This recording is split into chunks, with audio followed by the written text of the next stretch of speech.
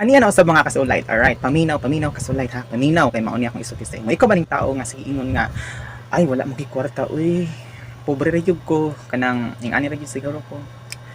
Paita ani, uy, daghan kitag utang, wa jud kwarta ba? Nya taga pangunta sa nakay kwarta, wala lagi kwarta, uy, way sulod ang bursa, buslot. Ikaw ba ni Igsoon?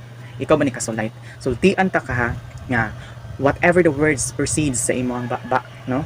Duna nay gahom, busa karon pa lang daan, usaba na ang imuhang ing anak nga pamatasan, ing anak ni mga way of kanang pag-express sa imong kaugalingon nga wala jud ka sa tinuod lang naagid ta mao nang i-manifest always dapat amugula sa imong baba dira mga maayong butang, mga words of declaration, words of manifestation, words of kanang gina-receive gid nimo ba ang mga butang nga daghan ka, abundansya ka, mauna dapat ang mugula sa imong baba kay there is power sa imong pulong.